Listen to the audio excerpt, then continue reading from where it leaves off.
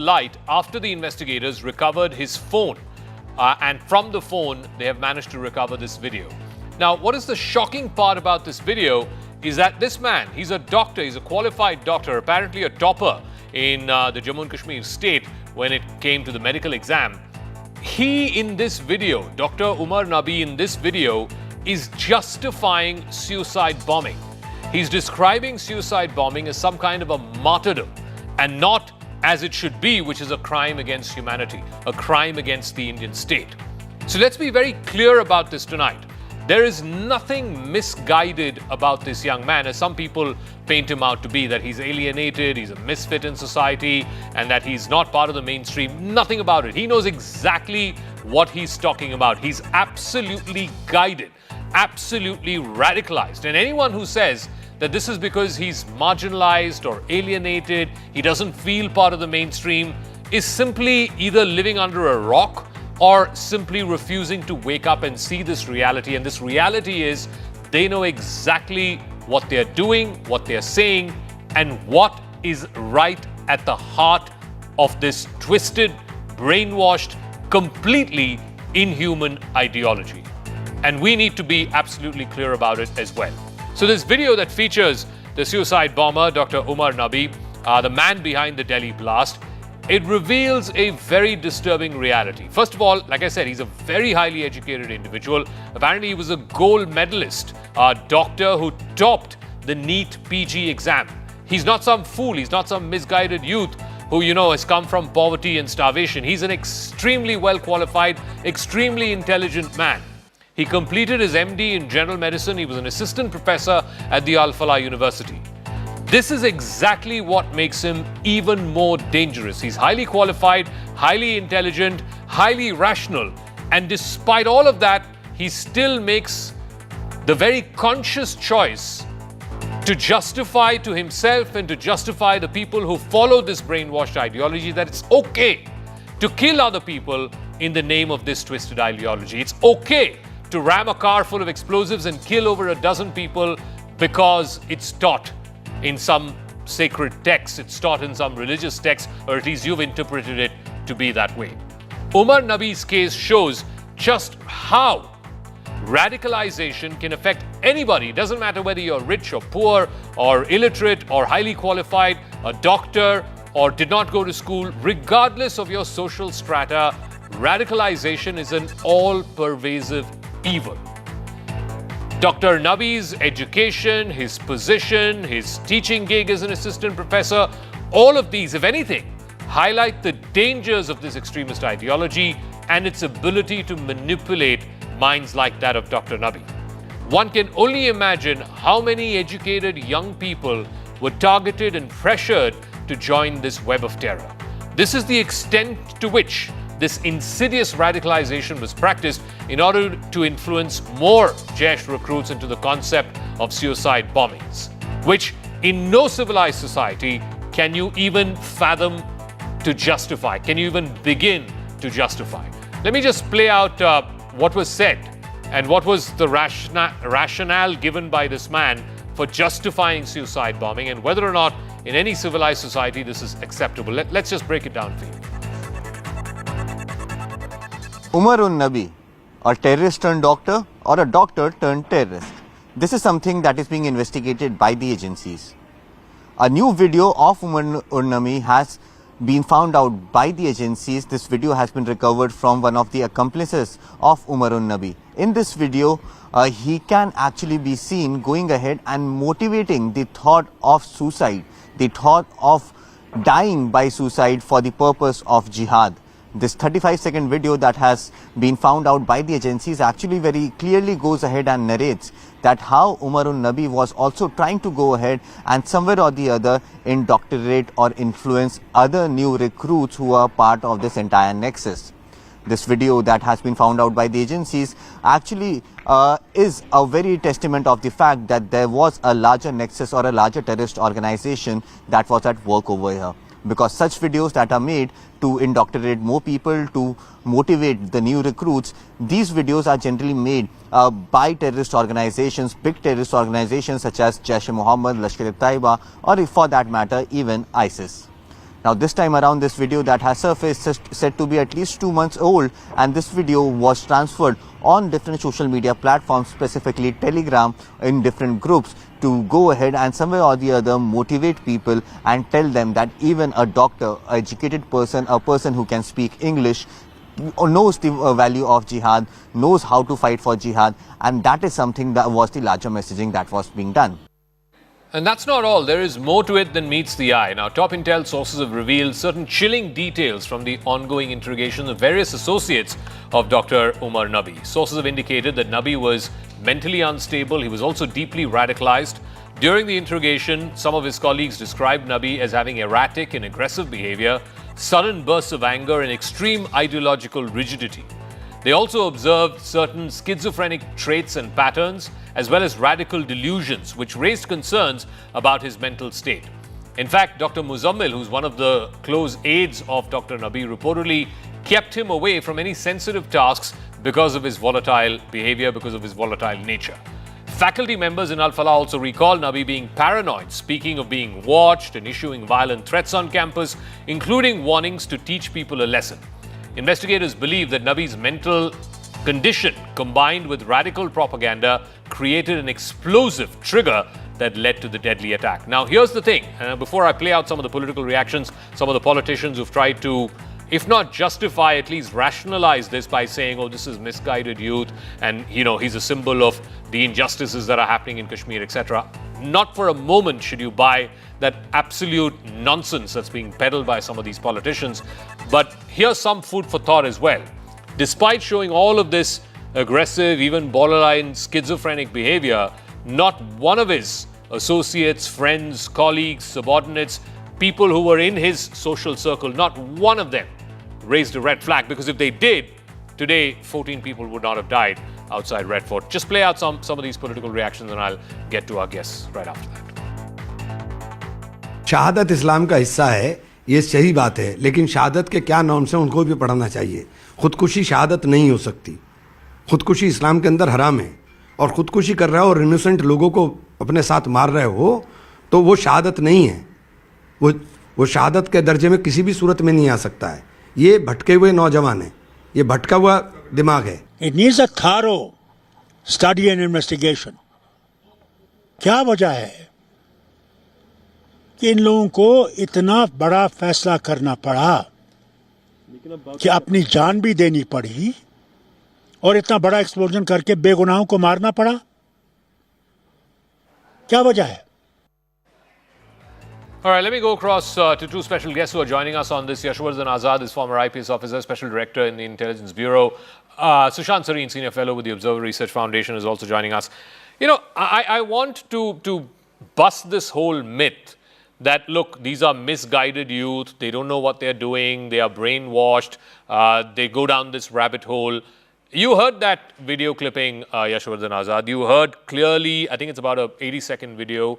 I think for me what stood out was this man is very clear in his thought process. He has rationalized, internalized this thought process that it is okay to be a suicide bomber, that it is justified to be a suicide bomber, killing other fellow human beings, because as he sees it, and as he says it in the video, it's not suicide bombing, it's martyrdom. I mean, really the people who have misunderstood this are the rest of us who think that this is all misguided and some youth, who are alienated, who don't feel part of the mainstream. That's absolutely not the case. Nabi is very clear about what he's doing and what he's meant to do and how he's justifying what he's going to do to himself and to his fellow radicals. Absolutely right, and that's the sad part. This indoctrination is so fatal that he becomes a hater of the society. And mind you, when they are indoctrinated by these Maulvis, they tell them that you've been elevated to a higher form of Islamic existence. I care a damn about what religion says or does not say. I don't want to read it. I just want to know that any suicide, you want to do it on your own, go and do it. Who cares? But as long as it means killing of people, it's wrong. No religion, says it. It's okay. No society says it's okay. But in this particular case, the most important thing, as you pointed out, and I have been pointing out in all the channels, that look at this module in 2.5 years, the way it was developing, with people like him who are being noticed by everyone, from security guards to teachers to their accomplices. Some of them didn't speak out of fear. Some of them must be complicit, and some of them just didn't care. So many trips took place to Nu and back, getting that ammonium nitrate, and no one had anything to say to either to La Constable Wala or to a professor or to anybody. And that's the shocking part. This indoctrination, mind you, is something which is so serious now. It has traveled all the way to Telangana, because that Ricin module, mind you, thank God, Zaka, this was not used anywhere. You can imagine the kind of mayhem that would have created. No, so I want to ask Sushant also. You heard two politicians there, Imran Masood saying, "Ye bhadke hue naujawan hai," as though it's okay to get bhadkaud and then do what he did. And two, what Farooq Abdullah said, "Kya wajah thi?" What is this reason that has made him do this? I think the reason is very clear, and he explains it, because in his mind he has internalized that it's okay, that it is justified to become a suicide bomber, because that's what it is said in his religious text. That is what his Maulvi has taught him, and he has internalized it and rationalized it perfectly to himself, that it's not suicide bombing, it's martyrdom, it's shahadat. So, Sushant. Zaka, one on the politicians, the two politicians whose clips you played, I've seen some others as well. I think that's an absolute third-rate people, because before Mr. Farooq Abdullah asks, क्या वजह थी, he should tell us कि क्या वजह है कि उनके घर से nobody becomes a terrorist, nobody becomes a suicide bomber, or Imran Masood should tell us why nobody from his family is misguided. Obviously, either he is doing something right within his own family to ensure that these people don't become terrorists, or there is something else which is the problem. And these guys are only trying to deflect the issue rather than confront it and save their community and people from their community. So this kind of covering fire, I don't think is very helpful either to the community. It might probably get them some votes, but I don't see how you can live with yourself by getting votes on the bodies and of people, innocent people. Number one. Number two, on this whole issue, look, there is a theological debate. At one level, Islamic scholars claim that suicide bombing or any kind of suicide is un-Islamic, is a sin as far as Islam is concerned. But there have been other Islamic scholars who have actually justified it. And incidentally, what this guy is saying is part of a certain theological school, which does not say that what they are carrying out is suicide bombing. He calls it, please look at the term he uses. He says martyrdom operation, right?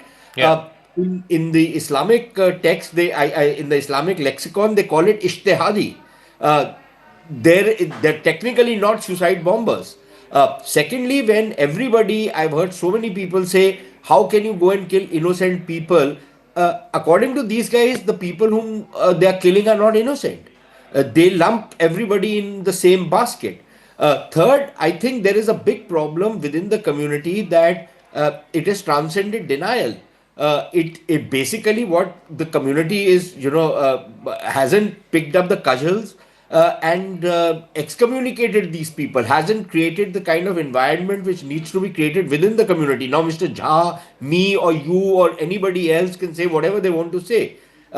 As far as these characters are concerned, we have very few bona fides for them. But there are people within the community who, if they were to create a certain atmosphere within the community, that there will always be political grievances. Zaka, you and I have political grievances. I'm sure Mr. Jha has political grievances. Do we strap ourselves a bomb on ourselves, or do we rig up a bomb and blow it, or do we take a gun and start shooting people? We don't. There are ways and means in a democratic society in which you can express yourself. So clearly the politicians are doing a disservice. The mullahs who actually encourage this behavior are doing a disservice.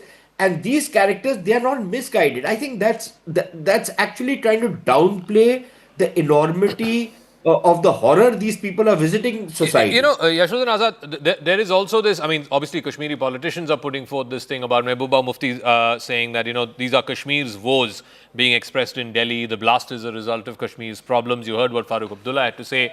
You know, this whole narrative that, you know, injustices are happening in Kashmir and therefore these young people like Dr. Umar Nabi have no choice but to, you know, blow themselves up and blow 15 other people up to make that point so that Delhi hears Srinagar's voice.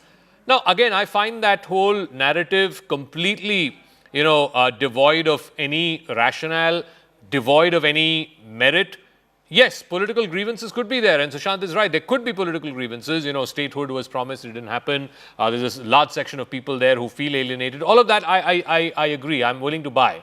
But the same Kashmir last year, 7 million people turned up and voted, right? Yes. I mean, they've exercised their franchise. They chose a a party that's not there at the center. They've chosen a Kashmir-based party exercising free will, choosing the popular choice for chief minister.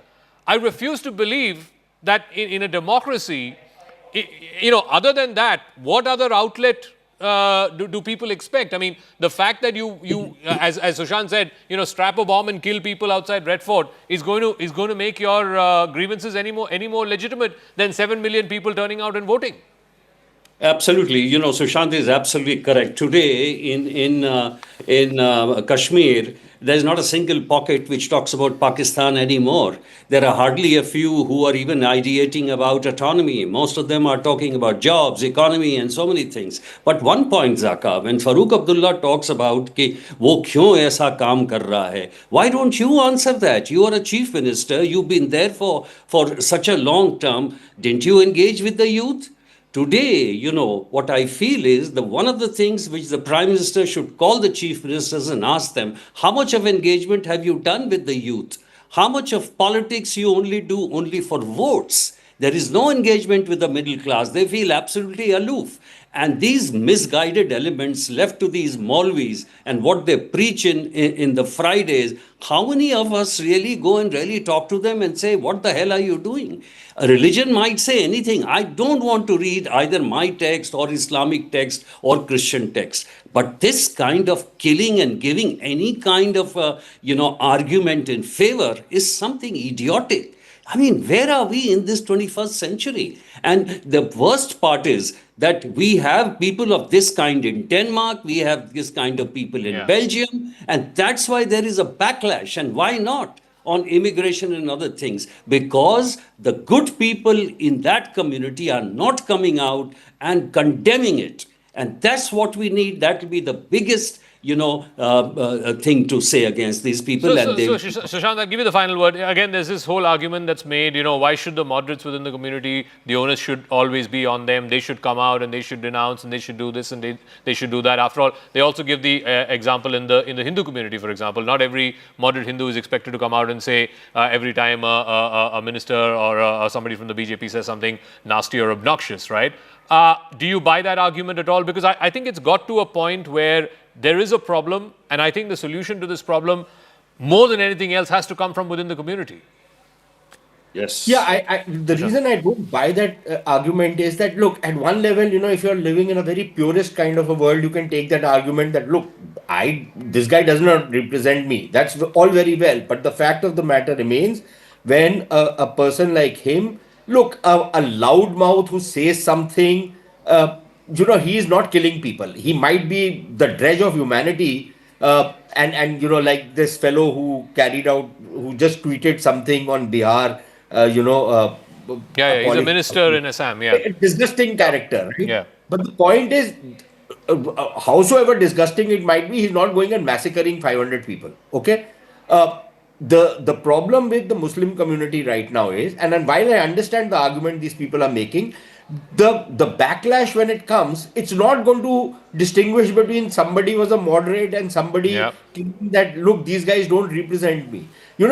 People tend to be lumped together in the same basket. Correct. So there is a problem for the community. The community needs to step up. The mullahs need to step up. The religious clergy needs to step up, and they need to be able to connect with the new generation. Most of the Maulvis are, living in the maybe 18th century Yeah. in terms of their mindset. There is a new generation which has come, which is kind of schizophrenic, because at one level they're being pulled by the religion, which they learn from what somebody in Ashoka University once coined Sheikh Google. They Google something and whatever trash comes, and they think that is the reality. Or they go through certain chat rooms and certain other platforms from where they are imbibing this radical nonsense, right? Okay. And on the other hand, you have the 18th century guys rooted in the traditional Islam, who simply have not been able to step up to the plate to connect with the modern generation. So Okay, this Sushant, we'll leave it at that. Sushant Sareen and Yashwardhan Azad, thanks very much for joining us. We'll be on top of the story. I want to move on to another important story that's just come through in the last hour or so. The United States has now decided to deport Anmol Bishnoi, who's the younger brother of the mob boss, Lawrence Bishnoi. The Department of Homeland Security is informed Zishan Siddiqui, who's the son of Baba Siddiqui, the former Congress leader in Mumbai, who was in fact killed by the Anmol Bishnoi and Lawrence Bishnoi gang. This email from the Department of Homeland Security to Zishan says and informs him about the deportation of Anmol Bishnoi via email. The Bishnois are expected to land in India on the 19th of November. In fact, Anmol Bishnoi is wanted in India in connection with several violent crimes. He faces at least 9 arrest warrants against him. He was arrested by the American officials in November last year, although not on charges related to criminal activities in India. And days later, India began the extradition process. It was after a Maharashtra court issued a non-bailable warrant, and global law enforcement agency Interpol issued a red corner notice that finally the American authorities acted. There are at least 2 high-profile cases that Anmol Bishnoi is directly wanted in connection with. The 26-year-old is a wanted accused in the Sidhu Moosewala murder case. This happened in 2022. The famous Punjabi rap singer, he was in fact killed by hired gunmen when his car was ambushed right outside his home in Punjab. Anmol Bishnoi was accused of providing arms and logistical support to the killers. And then the second case, Baba Siddiqui, who's a former Maharashtra minister, 3-time MLA, who was murdered on the 12th of October 2024 outside his office. Mumbai Police Crime Branch, which arrested 26 individuals in connection with the killing, named Anmol in its charge sheet as the person who was the mastermind and the planner behind the attack. Investigators say audio clips recovered from the mobile phones of the arrested suspects matched Anmol's voice, suggesting that he was the one who issued instructions and encouraged the men involved to go ahead and kill the former Congress leader. I want to go across to Zishan Siddiqui, who's the son of Baba Siddiqui, who's received this email. Zishan, what does this email say and who is it from?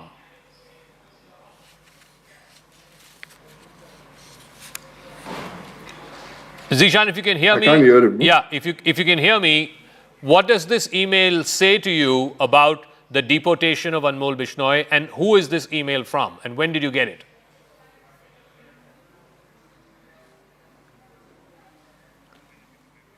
All right, we'll try and fix Zishan Siddiqui's audio in just 1 second. Zishan Siddiqui, the son of Baba Siddiqui, reportedly received an email from the Department of Homeland Security, which is a US government agency, earlier today, and that email reportedly confirmed to him that Anmol Bishnoi, who's wanted among other crimes for the murder of his late father, will be deported or is being deported. Zishan, I hope you can hear me now.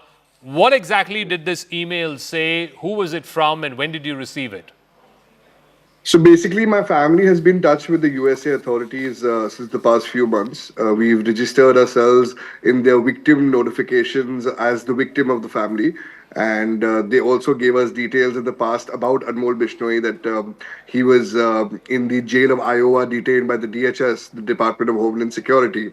And today, per se, the mail said that the federal government has removed the offender Anmol Bishnoi from the United States of America. And as of 18th November 2025, he's no longer inside the United States of America, and he's been removed from America. So the question arises that where does he go from here? So exactly why I passed on the information to the officials, and I'm hoping that him being Indian, he's extradited back to India because he's no longer in the custody of the United States of America. So it's very essential that we bring him down to India, especially to Mumbai, interrogate him and ask him who exactly, asked him, since he's named in the murder of my father, who is the mastermind and who's asked him to do so. Has anybody from the government, the agencies, or even the state government got in touch with you after this story became public? No. So basically, I've just been notified by the USA authorities. And after I got the mail, I spoke to the Honorable Deputy Chief Minister of Maharashtra, Ajit Pawarji. I've also asked him to speak to the Honorable CM. I've also, spoken to the officials and the Honorable CM. And I'm hoping that, swift action is taken, because now the USA is clearly officially telling me that they do not have him in custody and they've removed him from the USA.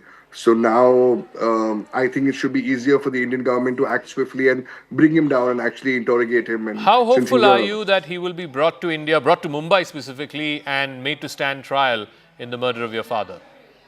I mean, as a son, I'm always hopeful. I have faith in the judiciary system of my country, but I would appreciate if I got more updates from our government as well. I have gotten updates from the USA, but I haven't been, getting any updates from here. But I'm hopeful.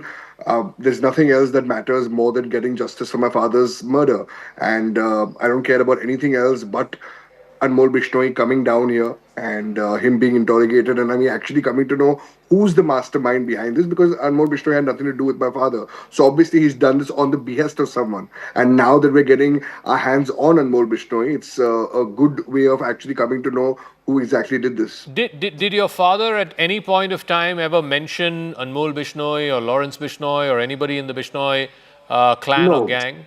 Never. There was never an instance where my father mentioned the Bishnois or any of them, and nor did he have anything to do with them, nor did he ever have a conversation with them. So exactly why it was so surprising for the family when Anmol Bishnoi was named. But I'm sure the Mumbai police must have done its due diligence before naming him. And if they have named him, then there must be someone who's told him or asked him to do though. It sounds like a contract killing. So that would only come to light when Anmol Bishnoi is brought down and he opens his mouth on who exactly asked him to do so. Did he mention any kind of threat to his life in the days leading up to his murder last year? See, there was no threat per se, but there was obviously a lot of pressure from. There were instances where I feel I've always mentioned in the past also that there were some builders who, SRA builders who, were not very happy and were putting all sorts of pressure. So I have named them in my charge sheet, but I think now that we're talking about Anmol Bishnoi, I have named them in my statement per se. But now that we talk about Anmol Bishnoi, it's very important that Anmol Bishnoi is brought down and exactly asked on who asked him to do all of these things. Okay, Zishan, we'll leave it at that. Thank you very much. And we'll track the story of Anmol Bishnoi, who's been named as one of the prime accused in the murder of former Maharashtra minister and MLA Congress leader Baba Siddiqui. His son Zishan Siddiqui there joining us on CNN News 18. I want to move on to the other story that we're tracking. India is now inching closer to being free of red terror or Maoist terror by 2026. Hidma, one of the top and most notorious commanders of the Naxals, along with his wife Rajay and some other close followers, were killed in an encounter by the Andhra Pradesh police early today. The gun battle took place near the tri-junction of Andhra Pradesh, Chhattisgarh and Telangana. It's a region that's used by the Maoists as a tactical safe zone. The killing of Hidma, one of India's most feared Maoist commanders, is akin to driving the last nail into the coffin of left-wing extremism in the country. This is a major setback for the Maoists. It comes close on the heels of the killing of Keshav Rao, alias Basavaraj, back in May, and the surrender of Venugopal Rao, aka Bhupati, back in October.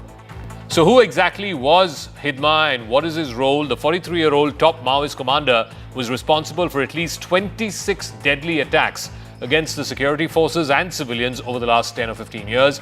He shot to limelight in 2010 with the Dantewada massacre, which claimed the lives of 76 CRPF personnel. Second, there was the 2013 Jhiram Ghati attack in which 27 people were killed, including several Congress leaders at that time. Hidma's reign of terror also included the 2017 Sukma attack, which left 25 CRPF personnel dead, and the 2021 Sukma Bijapur ambush, which killed 22 security personnel. These attacks were a major blow to security forces, and Hidma's elimination is being seen as a significant victory in the war against Naxalism. Hidma is dead. One of the most wanted Naxal commanders has been brought to justice. Earlier in the day, around 6 a.m., a fierce encounter broke out on the Chhattisgarh, Andhra Pradesh, Odisha border, where 6 Naxals were eliminated. Hidma's body was later identified as confirmed by IG Bastar P. Sundar Raj. His wife and 4 others were also gunned down in this intelligence-based operation. Now, why is Hidma's death making so much of a difference? Hidma was one of those rare tribal leaders from Sukma in Chhattisgarh who rose up the ranks, became the commander of PLGA Battalion 1. This was the People's Liberation Guerrilla Army, one of the most brutal wings of CPI Maoist, and he also became a Central Committee member, head of the special Dandakaranya Special Zonal Committee. Effectively, it meant that in Chhattisgarh, Naxalism was operating under the aegis of Madvi Hidma. What is his background? Now, Madvi Hidma has been active in Chhattisgarh, in the Bastar area for more than a decade now. He's been named in at least 26 cases of murder, ambush and conspiracy. In Tarmetla in 2011, when 75 CRPF men were ambushed, as per probe agency, Hidma was on ground giving real-time instructions, monitoring the butchering of our security forces. In the Darba Ghati massacre, he masterminded the elimination of the entire Congress leadership. It was he who also orchestrated the crimes in Chintalnar and Chintagufa, where our security personnel were given a body blow. The fact that Hidma was a local, he understood the topography of the Bastar jungles, he understood the language, was a big advantage compared to his counterparts from Andhra Pradesh, who were rank outsiders, even though they were the ones who were leading the Maoist, organizational hierarchy. Hidma, intelligence agencies say, was also dead opposed to surrender. Meanwhile, former Bangladesh Prime Minister Sheikh Hasina was convicted of crimes against humanity and sentenced to death by a tribunal which she herself had set up back in 2010. It's a 450-page judgment which was delivered yesterday by the International Crimes Tribunal, which found Hasina and 2 co-accused guilty of allowing the use of lethal force against the protesters and failing to prevent atrocities against them. These were in the protests that happened in July. In August, she was deposed in a coup. What is significant is that the verdict does not have any immediate repercussions for the former Bangladesh Prime Minister, who's been in exile here in India since August of 2024. While Dhaka is pushing for extradition, New Delhi is being cautious. In 2013, New Delhi and Dhaka signed an extradition treaty as a strategic measure to address insurgency and terrorism along their shared borders. However, a key requirement in that extradition treaty is for the principle of dual criminality, which means that the offence must be punishable in both countries. Article 6 of the treaty makes an exception for political offences. It also gives India the option of trying Sheikh Hasina here instead of extraditing her if it so chooses. Article 8 of the treaty says an extradition request could be refused if the accused was able to prove that the move was unjust or oppressive, which is what Sheikh Hasina has claimed, that it is a politically motivated case and that she didn't get a chance to present her case before the trial.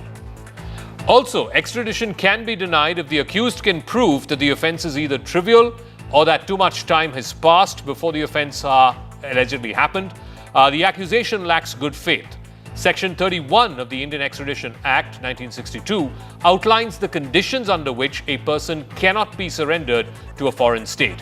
These include when the alleged offence is political in nature, when the prosecution is barred by time in either country, or if the request lacks assurances that the person will only be tried for the extradited offence and no other offence. If the statute of limitations has passed for the offence in the requesting country, then again, the extradition is not possible. With the International Criminal Tribunal at Bangladesh, in fact, going on to give a capital punishment to Sheikh Hasina, the real question that remains to be answered is, in fact, whether India can terminate or can deny a request for Sheikh Hasina's extradition. The ex-Bangladeshi PM, who is now having, in fact, a safe haven in the national capital territory of Delhi, is in fact somebody whose request for extradition can actually be turned down by the Indian government. It has the ample weapons to actually deny for the same. not only the India-Bangladesh Treaty of 2013, but the Indian Extradition Act also gives ample powers to, in fact, the Indian government to turn down such a request. Reason one, the Indian government can very clearly, not only from various articles of, in fact, the India-Bangladesh Treaty, but also under Section 29 of, in fact, the Indian Extradition Act, can clearly say that this demand for extradition of Sheikh Hasina is politically motivated. Also, it can also go on to say that the offences for which she is being asked for are lesser in nature and are being shown more in order to get her extradited. Apart from that, if the Indian government feels that this demand or these warrants are extrajudicial, are not in good faith, or do not in fact subscribe to the principles of natural justice, the request by the Bangladeshi authorities or the Bangladeshi government can actually be denied by the Indian government. So is India close to clinching a trade deal with the United States? Both countries have been negotiating a bilateral trade agreement since March this year. 6 rounds of talks have happened so far, but it's now up to the two leaders, the two principals. While Washington is optimistic about a deal, with Trump trade advisor Kevin Hassett saying that it's going to happen very soon with India, India's Commerce Minister Piyush Goyal has also assured that good news regarding the trade agreement will come once the deal is fair, equitable and balanced. So what happens next?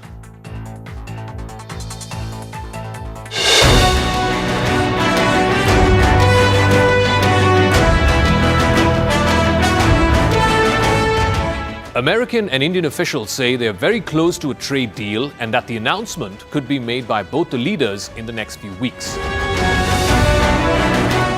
If that happens, it could be a huge vote of confidence in Indo-US bilateral trade. But there is, of course, a catch because of India's continued purchase of Russian oil. The United States has imposed a second 25% retaliatory tariff, taking the total to 50%. And despite American pressure, data shows India's Russian oil imports have not really dropped all that much. Meanwhile, in a bid to offset the oil heat from Trump and his officers, New Delhi has signed a major 2.2 million tons annually LPG deal with the United States. Trump had made it clear that he expects India to buy more American energy when both leaders met back in February at the White House, and both sides are now hoping that this new purchase of LPG, the highest ever that India has inked with any foreign country or foreign company, will offset some of the trade tension.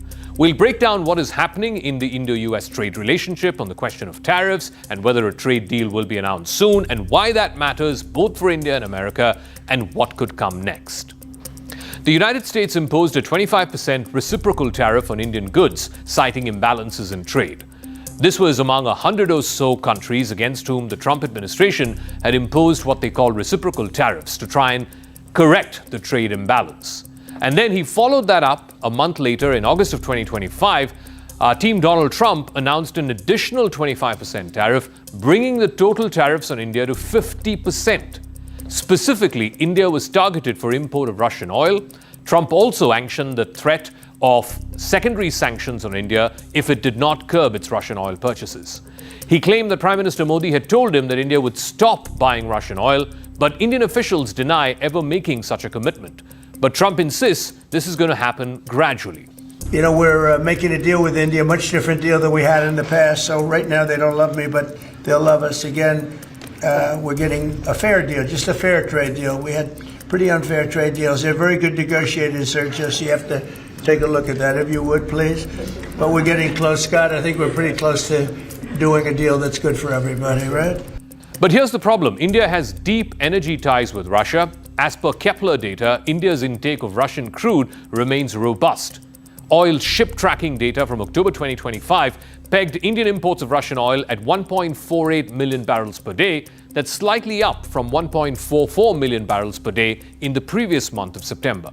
Analysts argue that India's purchases are not dramatically declining. In fact, it may only be increasing. On India's side, the argument is that these imports are driven by long-term contracts. There is an economic logic to them. There's also India's energy security. And it's not just a question of a switch on or a switch off button.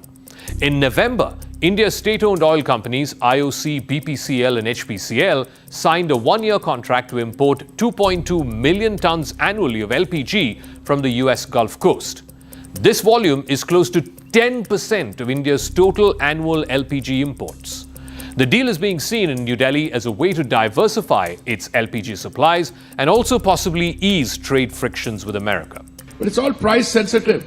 I mean, if cheaper energy is available, and it's a very complicated game. It's not something that I can sit and determine. There is the cost of production per barrel, international price, which you all monitor in terms of one system or the other system. Then you add to that the cost of insurance, the cost of freight, the dollar exchange rate, and several other things.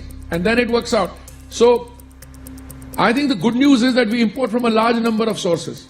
New suppliers are coming on the market. By the way, I mean, to those of you who are listening to me after a long time, there is more and more energy coming on the global market and more is coming from the Western Hemisphere. But Indian exporters are feeling the heat. Exports to the US have fallen, as per Commerce Ministry data that's been released this week, 9% in the month of October and 12% in the previous month of September.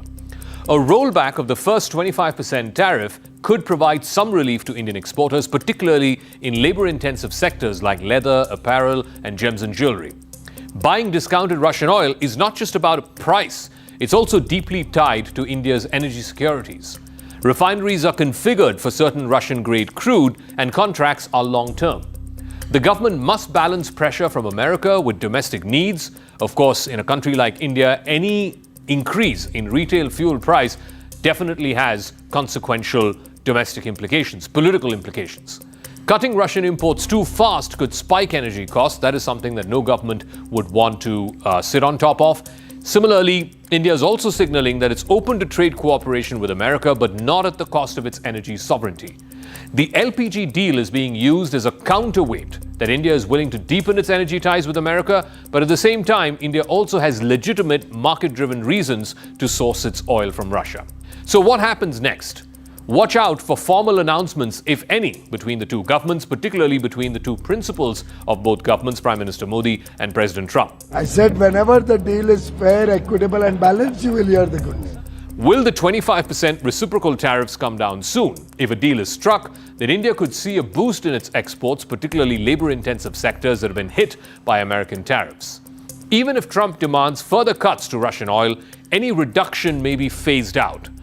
US sanctions on Lukoil and Rosneft, the two biggest Russian oil refiners, may force Indian refiners to rethink which Russian barrels to buy and how much and how they source them, because they too would be open to sanctions that have been imposed on Lukoil and Rosneft. Key to this would be the ship tracking data for the months of November and December to see if volumes actually drop. The preliminary data that we have for the first 15 days of November, Russian imports have only increased slightly, closer to 1.8 million barrels per day from 1.4 million barrels per day the previous month. Russian President Vladimir Putin is expected to be in India in the first week of December. India is unlikely to do anything drastic before such a high-profile visit. The outcome could reshape how energy diplomacy blends with trade. It could also set a template for how emerging economies like India can negotiate with much bigger economies, much bigger powers like America, using energy deals as leverage in the trade negotiations with Trump and Trump's America. The global rules of trade and tariffs are being rewritten even as we speak.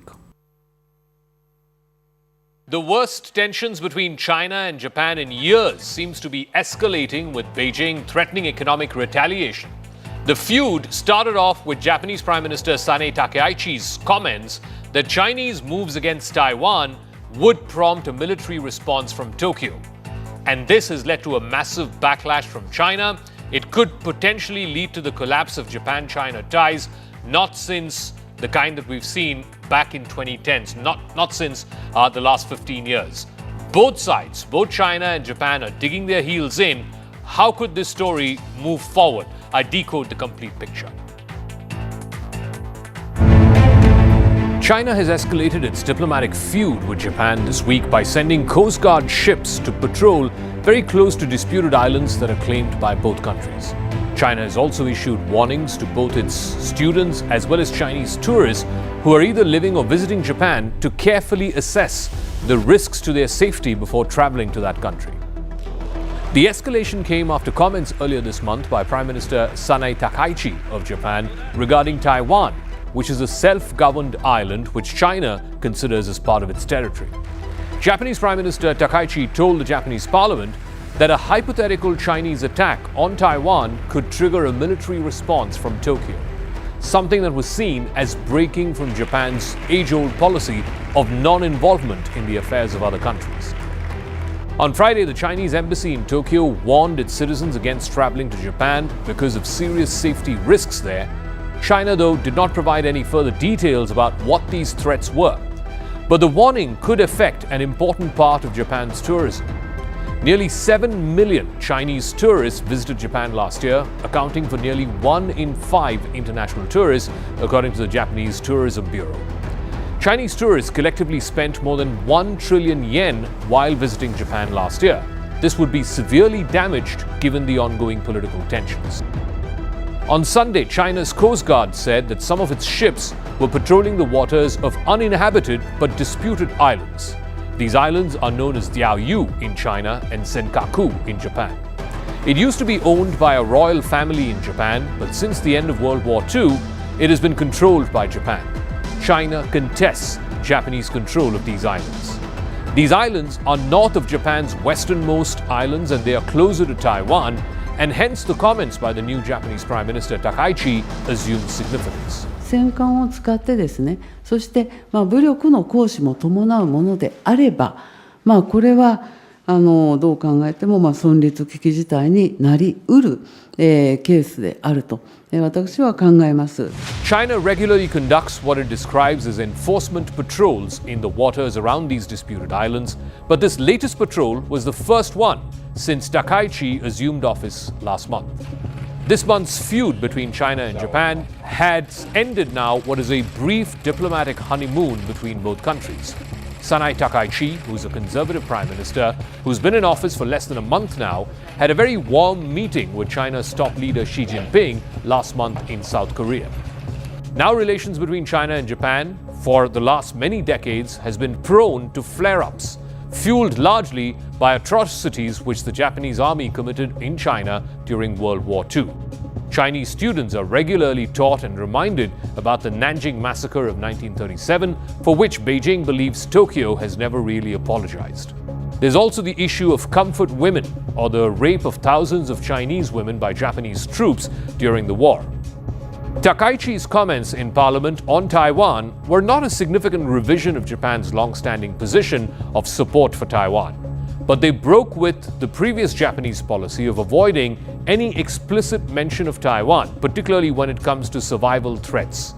Now, under this classification, survival threats, which under Japanese law, the Japanese government is allowed the deployment of the country's military.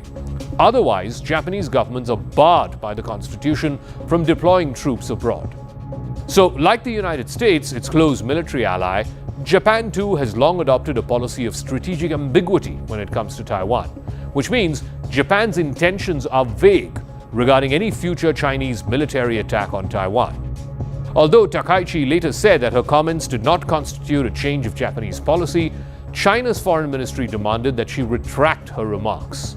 Chinese diplomats and commentators unleashed a stream of vitriol against the Japanese Prime Minister on social media. And this is a pattern that we've seen since 2010, when both countries and their contested claims over these uninhabited islands first flared up. 日本首相高市早苗发表错误的涉台言论，严重伤害了中国人民的感情，严重恶化了中日人员交流的氛围。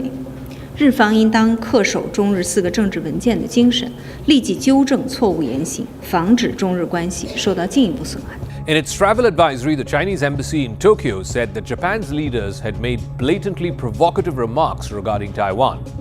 This, according to them, severely damages the people-to-people exchanges between China and Japan.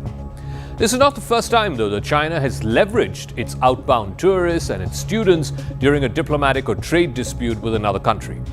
Back in April, as the trade war between Washington and Beijing escalated, China's Culture and Tourism Ministry warned travelers to fully assess the risks of visiting the United States. Separately, it also warned Chinese students who were traveling to the United States for studies to be more careful. More than 250,000 Chinese students study in various American universities, but that number has dipped recently, in part because of the ongoing trade tensions. In 2020, China issued an advisory against warning its citizens against visiting Australia because of what it described as increasing racist attacks on Chinese nationals during the coronavirus pandemic. Those warnings were issued at a time when Australia was leading calls for an investigation into the origins of the coronavirus, which started in Wuhan. In 2017, as relations between South Korea and China deteriorated over South Korea's decision to deploy an American anti-missile system, China banned group tours from its country to South Korea. So China has systematically used its leverage when it comes to trade or tourism to further push its political agenda. This latest rift between China and Japan comes at a time when Xi Jinping, who's now well into his third term, has reportedly given an unofficial deadline of 2027 to the Chinese army to annex Taiwan, either by force or through peaceful means. 2027 is important because it marks the 100-year anniversary of the founding of China's People's Liberation Army.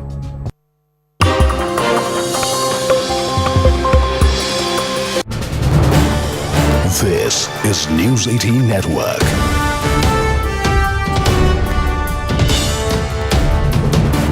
India's largest news network.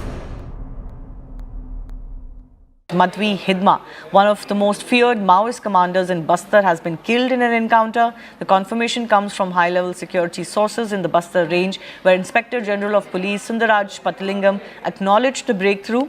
Hidma, who led the PLGA's Battalion No. 1, was a central figure in Maoist leadership. He had long evaded security operations. His neutralization is now a major strategic win by security forces. According to top intel sources, the top Maoist commander killing marks a major security breakthrough. He was behind brutal attacks in Bastar, Sukma, Dantewara and Malkangiri.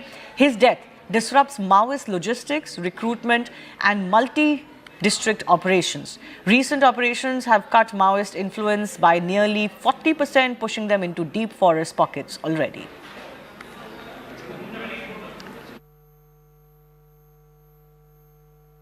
Sir, you've been heading the CRPF in the past. This news that is coming in of Hidma getting killed, what does this really mean as far as Naxalism is concerned, especially in Chhattisgarh? Yeah, I would say that this is the most profound achievement since the war against the Naxals have started. As you know, Hidma was the epitome of all cruelty and barbaric acts in Bastar district, especially in Sukma area. And a lot of, I think, innocent people and security forces had been killed because of his strategic moves. So this, I would say, would be a decisive turnaround in this fight. And after his elimination, it would mean that the movement is almost gone. That is my perception. So as far as his brutality goes, when 76 CRPF men were butchered, when the Darba Ghati massacre where the entire Congress leadership was eliminated, his footprint was visible on each one of these barbaric acts. Yeah, there were a lot of incidents. In fact, the 76, that incident which happened in Chintalnar, then the incident at Chintagufa. I think that area was almost under his control for a long time. Of late, of course, he was on the run, and the security forces had really performed admirably well. And with this achievement, I'm sure that the Honorable Home Minister's commitment that it would end by March seems reality, and the movement should now be over. My colleague Arunima is also joining us with more on this. India's most wanted Maoist commander, Arunima, neutralized. What does this mean as far as India's ongoing operation against Maoism is concerned? This target of March that the former DG also was talking about, where does this put India's operation currently? See, for all practical purposes, Hidma being brought to justice means curtains for CPI Maoist in Chhattisgarh at least. Their footprint has already shrunk everywhere else. In Gadchiroli, which was the other Maoist affected area, the massive surrender that was orchestrated by Venugopal Rao's surrender, alias Sonu, alias Abhay. In Andhra Pradesh and Telangana, yes, their top leadership is still from that state, but you can't really see any cadre there carrying out violence. So the only area where Naxal violence was dominating was in Chhattisgarh, and Hidma had a huge role to play in it.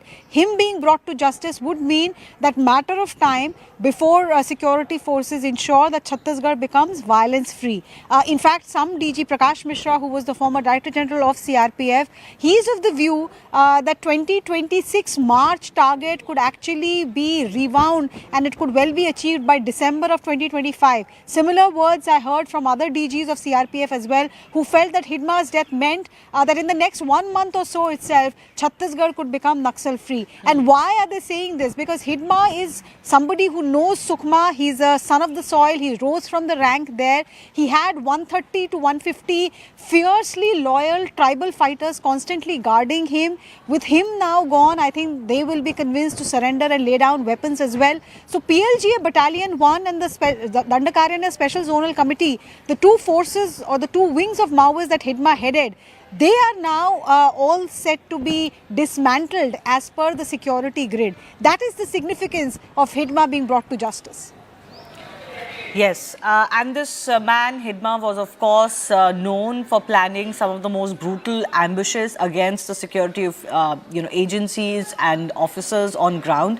My colleague Ankush Sharma is also joining us. Ankur, there have been this attempt to say to the Indian government that, there should be some pause in this operation, there should be some amnesty, ceasefire of sorts. But the Indian government has been very clear that unless you lay down arms, you are going to be hunted out. So if you want, to be spared, then you have to come forward and lay down your arms. And many of these Maoist, insurgents have been doing so.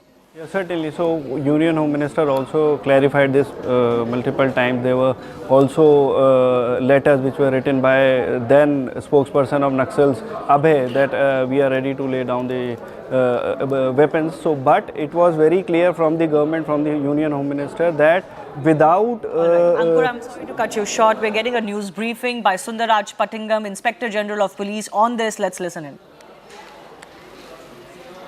Top level के police bureau member एवं central committee members का dead body अलग अलग मुठभेड़ में recover किए गए थे, लेकिन सबका ये तलाश रहा जो आतंक का चेहरा है माडवी हिडमा, जो commander of PLG battle number 1 के अलावा जो उनका इस इलाका में अनेक